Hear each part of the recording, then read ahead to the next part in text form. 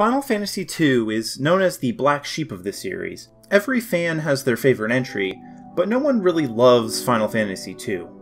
There's two reasons for this. First, Final Fantasy II was never released outside of Japan until years later on the PlayStation, but for historical purposes I'm playing a translated Famicom prototype version. Second, it suffers from ENIS, inflammation of the NES sequel. Let's say you made a smash hit on the NES. You're on top of the world and you aren't going to play it safe. You are going to do something weird that many people will hate because it's way too ambitious, difficult, and different for the NES to handle. Zelda 2, Super Mario Bros. 2, Castlevania 2, Fire Emblem Gaiden, Snake's Revenge, Final Fantasy II fits right in.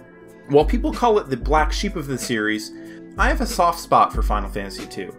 To me, it's not a black sheep, it's more of the ugly duckling. As soon as you hit New Game, Final Fantasy II sets itself apart from the prior entry. You select the names of 4 characters with their own portrait art. Canonically, they are named Firenel, Leonhardt, Maria, and Guy. Some of those names are really inconsistent depending on the version one is playing, and since I'm playing the English prototype, anticipate names of people, spells, and places to be a bit off in this review.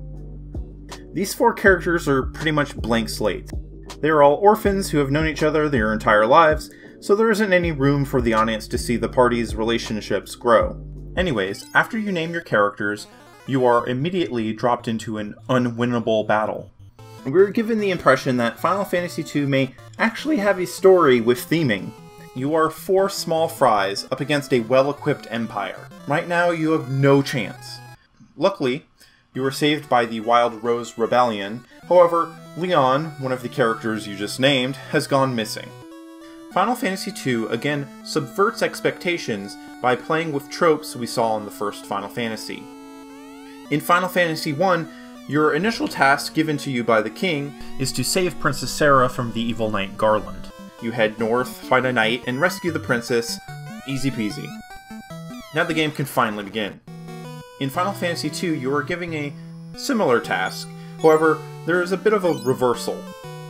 Queen Hilda, whose soldiers rescued you from that unwinnable fight earlier, wants you to save her fiancé, Scott, Prince of Kashuan. When you head north, instead of a victorious boss fight, you need to creep around the now conquered Fynn. You are powerless. Any NPC you talk to in this town jumps into a fight with a standard Empire soldier, which is, at this point, unwinnable. You manage to meet Scott in a secret chamber in the town's pub, and he tells you some important information before passing away. Tonally, it could not be more different than Final Fantasy I. Final Fantasy I begins with an act of heroism carried out by the destined heroes. Final Fantasy II begins with the player acting as a bit player in a larger conflict. A conflict which for now seems overbearing and oppressive. Mechanically, Final Fantasy II trades definition for fluidity. Any of your characters can learn to be good at basically anything. Stat progression isn't handled through a generalized experience system where you earn enough EXP and then all of your stats increase. Instead, stats increase individually based on how often you use them. It's a clever idea. Like a muscle, you only get stronger if you exercise that muscle. If you use a lot of sword attacks, your sword skill increases, as well as your strength. Using the ice spell will level up your ice spell, increase your total MP, and your intelligence. Being hit in a battle increases your HP and evasion. It's a novel system that is a lot more logical than any traditional experience point system. In Final Fantasy I, experience is very abstract. The idea is that battles make you stronger, but in reality enemies are just assigned EXP that you were awarded once you finish the fight. It's strange because your one fighter can kill a single enemy and everyone gets credit for the kill, even if they did nothing. In reality, that isn't how you improve yourself. A boxer doesn't get better just by winning. A loss can be just as beneficial for one's skills as a victory. Practice makes perfect after all, and you have someone repeat an action long enough until they get more proficient. Systems are in place so that the game will balance out certain builds. You can make a physical attacker that also knows black magic, but using physical attacks also decreases your effectiveness casting certain spells by decreasing the intelligence stat. Anyone can equip whatever equipment they want, but certain equipment creates penalties for magic. So let's say you equipped a sword, it's not going to be as good for casting a spell as their bare hands, or a staff, or even a dagger. The way character growth works is really interesting. A lot of people hate it, and it can be easily exploited when you learn you can attack your own teammates, meaning you can just practice on each other in order to grind out some stats quicker. It ends up being a tad sadomasochistic, where you want your team to take damage and use up resources because you eventually become stronger in the long run. I enjoy a bit of grinding every now and then, but the Chrono Trigger approach to game balance is what I view as kind of the gold standard. In Chrono Trigger, as long as you're getting involved in all the fights along the intended path, you usually will be strong enough to fight the boss. Preferably, Final Fantasy II would have been balanced in a way that would wean the player in a natural difficulty curve. I'll elaborate. At the beginning of the game, you try to go anywhere other than Fynn to meet Scott, and you're likely to run into an enemy that's far more powerful than your party, and there's no surviving that. Your party couldn't hit the broadside of a barn at this point, and they have pathetic defense. The game is designed to gate off the world in a way that feels seamless. The easy enemies on the intended path allow your party to build the skills that they need for the following area, while naturally keeping you aimed at where you need to go next. A few hours later, I eventually reached this cave, and the giant enemies there were just too powerful. They slaughtered my team in one swing. So I reloaded my game and did some of the self-inflicted damage training. No pain, no gain, I guess. Quickly, I was tanky enough to survive these encounters, but I had to go out of my way to beef up. Now what I'm proposing is that instead of the difficulty spike, there should be a gradual difficulty increase. The giants should be placed a bit later in the game when I'm capable of surviving more than one hit from them. Area to area, the enemies should be just a little tougher so that there's tension, but not ridiculous one-hit kills. By the time I reach the end of the dungeon, my characters can be ready for the boss and then to move on to the next area. The character progression is prone to abuse in some silly ways, and as a mechanic, it's a double-edged sword. On one hand, it makes me enjoy getting into combat, because even if I get damaged or use a spell, I know it's only benefiting me in the long run. On the other hand, the stat grinding system ends up making aspects of the game even more tedious than before. Magic has been retooled in a way that makes a magic character build make a whole lot more sense, thanks to the flexibility of the game's systems. Before, if I wanted a magic user and ended up unhappy with the class I picked, I need to restart the game.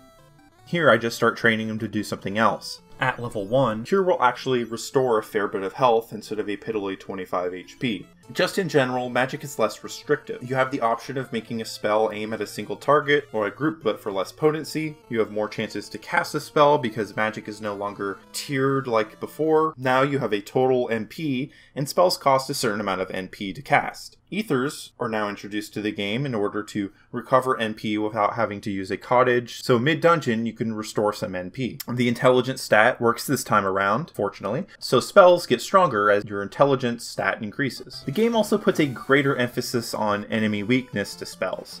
Certain enemies like the pudding monster are very resistant to physical attacks, so elemental spells are key. We also have undead enemies that are weak to healing spells, which is a first in this series. Some instant death spells can be leveled up to be game-breaking. Since so few enemies are resistant to Toad and Zap, they can be exploited in ways that are very beneficial to the player. Though this leads to the topic of why the stat grinding system is actually kind of flawed in the first place. With certain spells, you need to reach level 5 before they even become useful at all. And that means you may have to cast it dozens and dozens of times before it even does anything that has an impact, before it even matters. Of course, this brings me to my favorite series tradition, which for some goddamn reason cracks me up every time I see it, and that's the inconsistency between Amano's artwork, character portraits, in-world sprites, and the battle sprites. They don't try to keep this shit consistent at all, and it doesn't get fixed for like 9 years. Look at Furion's sprite. Red hair. He's the fighter from FF1, and his Amano artwork gives him white hair and a bandana. Leon's in-game portrait, he has white hair. His battle sprite, blue hair and armor. Amano artwork, black hair and armor. So now we'll look at Maria. Her battle sprite, she has red hair and red armor. Her Amano artwork and character portrait, she has purplish hair and purplish armor. Her overworld sprite, she has blonde hair. It's not consistent at all. While we are on the topic of setting the series tradition, we smoothly segue into talking about the story again. Our party has proven their worth to Queen Hilda, and she assigns the crew to a mission to save some villagers and retrieve Mithril to improve the army's gear. Her right-hand man, Minwu, joins up with you. Minwu is the first white mage in this series that is actually a character. By looking at his build, we can infer a lot about Minwu.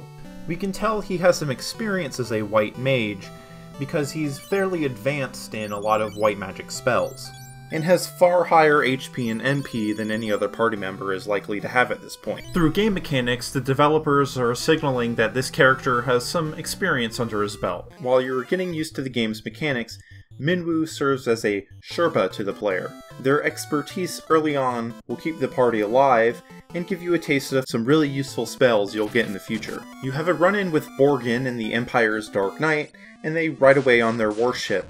Looks like the Empire is getting ready for something big. Luckily, you've rearmed the rebels with mithril weapons, but you need to get an airship if you want to stand a chance. You return to Altair, and Minwu leaves the party to care for the dying king. Gordon, Scott's cowardly brother, has gone missing, and you need Joseph's help in order to get to Kashuan and obtain the Sunfire. You must get the snow sled, cross the tundra, and obtain the Goddess Bell, or Chime as it's called in the prototype, to enter Kashuan. Now, Joseph is the first named monk in this series, and he is quite capable of punching fiends to death and has a ton of health. Also, I gotta love the stash. Something I miss in JRPGs is the token elderly party member. Your heroes are always youngins, so the strength they gain over the course of the adventure makes sense. It also makes sense to have older, more experienced people you team up with, like Minwu and Joseph. It makes it feel like these characters have existed and been fighting for quite some time. Borgin shows up to fight the party after you retrieve the bell, and it's an easy fight, but Borgin is a sneaky little bitch and springs a trap. Joseph dies holding the boulder back, Chris Redfield style. What a goddamn hero. You travel to Kashuan Castle to get the Sunfire and meet Prince Gordon, who is too chicken shit to go in. He feels a bit guilty that he bravely ran away and let his cooler brother die, so he asks for some help. Just as the developers characterize Minwu and Joseph through their statistics, revealing that they've been around the block, Gordon's stats are pitiful. He's a weakling with no knowledge in magic or armed combat. He probably had a pampered upbringing. He's got steady hands. Good for counting money. In contrast, Joseph's hands were made of iron, and Minwu was pretty sharp mentally. Now, your team is the one protecting the weakling as Minwu did before. You retrieve the Sunfire from the keep, and now are able to destroy the Dreadnought. Returning to Altair, the party learns that Cid and Hilda have been captured. Once the Dreadnought has landed, you're able to go inside. You meet the Dark Knight, who seems pretty familiar, blow up the Dreadnought, and rescue Hilda and Cid. Taking the win, you return home, the king dies of whatever, and Minwu departs to get the Extol or Ultima spell. Due to character arcs, Gordon grows a pair since he's spent so much time with Guy, Maria, and Furion, and he's ready to lead. He leaves the party and you travel to Dist in order to find the Dragoons, who are wyvern-riding soldiers. Unfortunately, Dist is on an island. The airship is in the shop, so you need a regular-ass ship. Layla, or Rayla, is ready to ferry you over. Unfortunately, she's a pirate who attacks the party. But due to DBZ rules, after being defeated, she becomes instantly reformed, becoming a party member and a productive member of society. Free to pursue a life of religious fulfillment. So you get to Dist, and every dragoon is dead. And there's only one dragon still alive. The horrifically pathetic chicken dragon gives you an egg to place in the spring at the bottom of Dist Cave, in the hope that dragons will live on. So you return to Altair, and it seems that Hilda is ready to make whoopee with Furion. Oh, you touch my tra-la-la. So everyone just kind of awkwardly leaves the room like they were expecting that to happen. But Hilda is actually a decoy snake monster. The old bait-and-switch trap. My ding-ding-dong. So you kill the decoy snake woman monster Gorgon thing, and the real Hilda is in the Colosseum. Now Gordon, having grown a pair, joins the party again while Layla stays to manage the troops. You arrive to finally meet the evil Emperor Medius face to face. You walk into his trap again, but eventually you do rescue Hilda because your team is just so heroic and cool. With the new morale boost, it's time to counterattack and take back Fynn, the kingdom that was lost to the Empire at the beginning of the game. Layla joins back up, and you kill those demons that have been squatting in the castle. So the queen is back on the throne, and it looks like Gordon is moving in on his dead brother's girl. Gordon. Minwu isn't back from the quest for Ultima, so you were sent to go help. At this point, the dungeons are beginning to feel pretty annoying. Every dungeon has these trap rooms that you enter, and there's just nothing inside. The player is placed in the center of this room with a high encounter rate, so it ends up being a nonsensical waste of time. Also, the enemies start using some extremely annoying status spells. Better have a way to cure Toad and Petrify, or else your teammate is out of commission for a bit. This whole story arc is really pointless and bad, and the one that feels like something you'd be doing in Final Fantasy I. So we need the Ultima spell because it will be useful in the war effort. To get the spell, you need the mask. The white mask you retrieved from Fynn Castle, and the black mask is in the island cave. With the masks in hand, you then head to Mysidia Cave to retrieve the rod, to get to the tower. Then on the way there, you get swallowed up by the Leviathan. Layla is lost, but you do meet the Dragoon Rickard, or Edward, or Richard Highwind. It's, again, pretty inconsistent between all the versions. I'm gonna go with Rickard. And Rickard, he's pretty much just a normal knight. Unlike the usual Dragoons in the series, he doesn't really have much training with the spear. Just give him a sword and he's kind of good. Well, all of that stupid Mysidia Ultima spell crap is almost done. So we reach the top of Mysidia Tower, and Minwu, who is the coolest, most useful person in the game, well, he just kind of sacrifices himself to get the Ultima spell. The problem is, once you get the spell, you can only slap it onto one person, and it's just kind of an okay spell. Like, it does a bunch of damage, it just kind of loses all relevance to the story. You don't actually need it, and there's no moment where you use it as a debuff on a boss as the only way to damage it. You know, it never really comes up again. Minwu just kind of dies for nothing, and it's a real bummer. Come back! I need a good spell! Well, if today wasn't already bad enough, the Emperor has the edge again. He has destroyed several of the game's major towns with a cyclone, so now it's time to finally face the Emperor, and you enlist the help of a Wyvern and Paul the Thief. Paul you've met a little earlier in the Colosseum and the Mithril Caves. Now Paul offers you the Blood Sword, probably the most OP weapon in the entire game. Now, the Blood Sword normally sucks, but against enemies with large health, it's the best weapon in the game because it drains 1/16 of the enemy's entire health, giving it to the person who wields the sword. So, within the fortress, within the Cyclone, the Emperor awaits. After a battle, he dies, and there is much rejoicing. However, something is a bit amiss.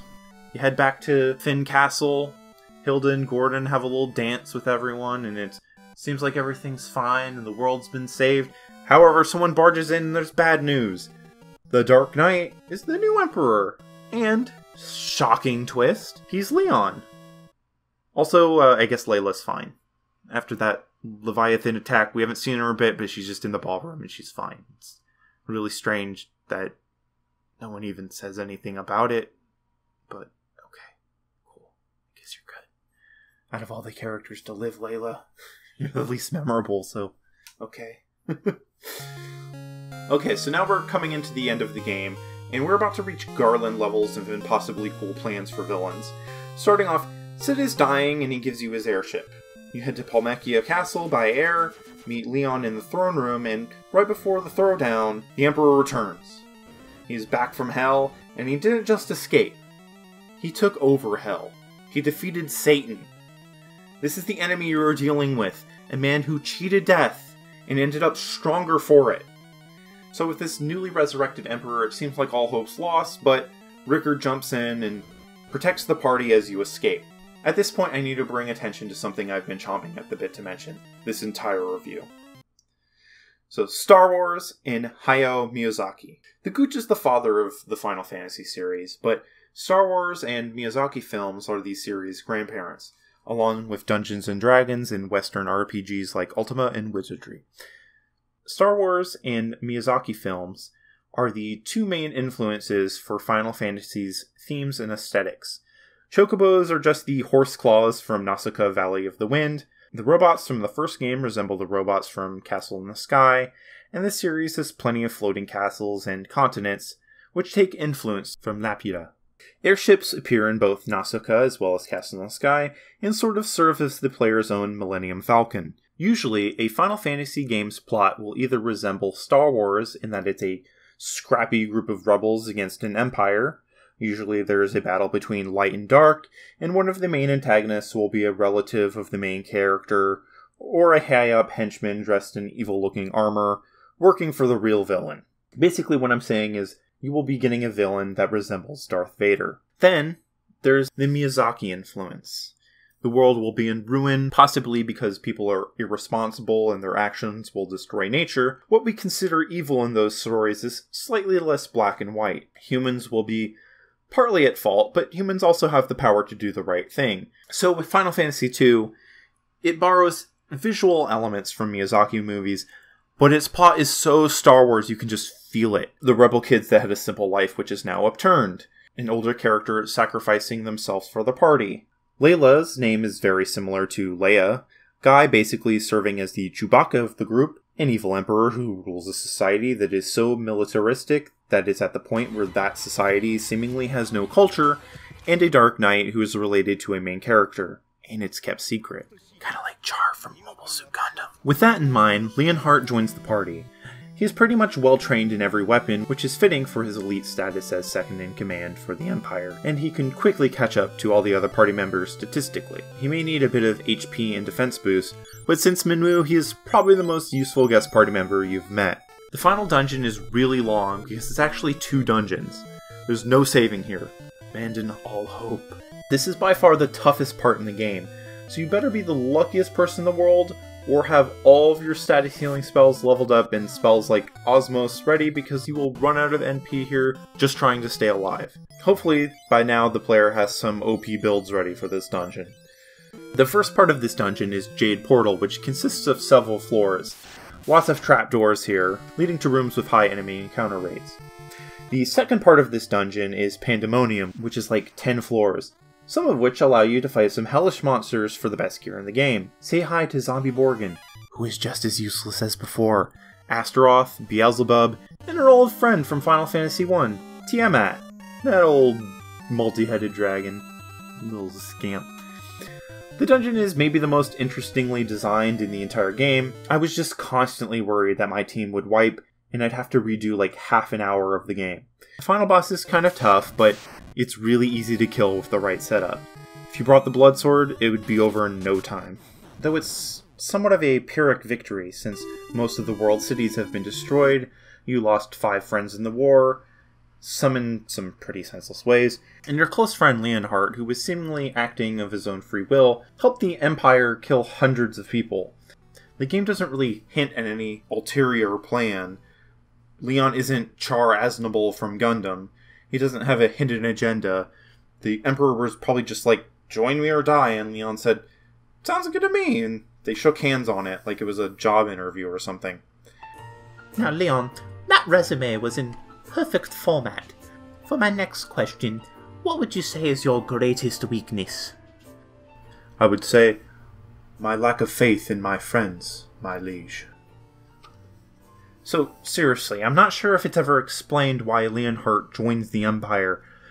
My theories are, A, he's a huge coward that lost all hope that his friends could possibly be alive, so the only thing left he can do with his life is join the Empire, or else die while taking a stand against them.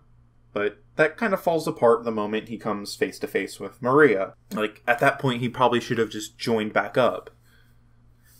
B, Leonhardt is secretly a huge asshole who's always craved power, and used the moment at the beginning of the game to seize it and leave his weird friends that talk to beavers behind. C, the Emperor used some sort of magic to mind control Leon as a dig against these 3 orphans that he somehow knew would one day rise to be a power great enough to challenge him. But then, when the Emperor died for a couple of hours and the Dark Knight took over, was Leon acting of his own free will at that point? Like, was that part of the plan? Like, was Leon, like, bait? Like, if Leon is being mind controlled, Would he have been like bait for the party so that the Emperor can spring his trap, come back as, you know, Super Beast Mode Satan Emperor and attack the party? Like, was that all part of his plan? Is the Emperor secretly a genius? Is he Nostradamus? So, by the end of the game, the only one that's really bothered by Leon being evil is Leon himself. No one really, blames him for it. They just kind of accept the fact that he was the Dark Knight that killed thousands of people, and that's kind of it. Like, I think he says a few lines like, "Oh, I can't stay here anymore. I need to leave. I'm too sinful for this earth," or something like that. Some mopey, emo crap. And he just kind of walks off the screen at the end of the game. And everyone's like, "We'll be waiting for you, Leon, when you finally return." Everything here is just a bit simplistic, but it's the 80s. Games still had a lot of work to do when it came to storytelling, but it just seems like they were trying to fit in this Darth Vader reference without any of the themes that fit into that story. With Darth Vader, he was tempted by power, but there's no real explanation in Final Fantasy II to say that, Leon ever needed the power or wanted it. There's no reason for him to be evil that we are ever explained. So he just kind of comes off as a huge jerk, or a coward, or someone that was probably being manipulated. Like, that's probably the answer that makes the most sense, but then that also raises a lot of questions. It's all just really weird. Char Aznable in Mobile Suit Gundam joined Xeon because Char was trying to destroy it from the inside. And in this game, you don't really get that with Leon. It doesn't seem like has some great plan, because as soon as the Emperor dies, he just wants to take over. It's not like he ever says, like, "Oh, I'm taking over to actually turn things around." Nothing like that ever happens, so it's just kind of left being really stupid and terrible. Compared to the first game, Final Fantasy II is far more effective at telling a story. And sure, Final Fantasy II is a hack job of a lot of stories you've heard before. There's an evil empire and a good kingdom, and the player characters help the good kingdom win, but it just feels like less of a story, some dungeon master ginned up in a weekend about some magical elemental orbs, and instead, we get a story about people overcoming a large and dangerous force. It's about the freedom of self-sacrifice to hopefully make the world a better place. Like, that's a theme in the story. And it has a theme. Not a lot of games have themes back in the 80s. Like, it's kind of a rarity for that to even be a thing. So here you at least have that. You have many characters passing on, the world to the future generation. In Final Fantasy I, the world felt very static. The player's experience only changed because you would reach a new area and have to find out what the next tasks you need to do in order to reach the next elementally themed dungeon. The world in Final Fantasy II feels like it's being impacted by the war. Early on in the game, you see Cid's airship blazing by, perhaps on some sort of errand for the Empire. Also in Final Fantasy II, you have a home base. Early on it's Altair, and later on it's Fynn. Final Fantasy also has this unique keyword system. So someone will mention an important word which you can make a note of to then mention to another character. Someone will say, well, we need, X item. And then you can ask, well, what do you know about X item? And they might mention that you need to travel to the town to the east because someone there will know exactly where X item is. Pro tip, it's in the caves. Items are always in the fucking caves in this game. The context given to the player makes me care so much more about whatever I'm traveling to the next dungeon for. Compared to Final Fantasy I, it just feels so much more organic. It feels like you're taking part in a story rather than just some video gamey, go to 4 dungeons, get the elemental orbs, and then you're done with the game. Whoopee! Quest. It just feels like you're playing a part in this war, in this story, even as primitive as it is. Unfortunately, in Final Fantasy II, you still go to quite a few caves, but you also go to major military structures like warships and castles, and finally hell itself. It's a whole lot less predictable than the 4 elemental video game dungeons that you explored in the first game. The player deals with several tragic moments throughout the game, and tonally it's just a whole lot darker. For every victory the player obtains, the Empire bounces right back, either destroying a village or killing a major party member. Last night took a L, but tonight I bounce back. Like I said in my Final Fantasy I review, you were told that the fiends are causing problems, but never witness it firsthand. In Final Fantasy II, when you return from a mission for Queen Hilda, you don't know what will happen next. Maybe Gordon heads to Kashuan to finally help with the war effort. Maybe Hilda gets replaced by a snake monster that tried to seduce Firion. Maybe while you were learning the Ultima spell, 4 major cities were turned into rubble, and while heading back from Mysidia to Fynn, you pass by all these destroyed towns. My point is, despite the game's relatively primitive nature, it was taking steps to tell a story which doesn't really hold up today, but I want to pose a question. Think about 1987.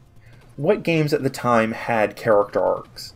Storytelling in games was either just a way to present the action, or was reserved for adventure games. Despite the game's many flaws, it's not really remembered for its world and characters, which is a shame, because for the time, Square was presenting the story in a unique way, through character stats, spells, and equipment, and through the ways the world changed as you progressed.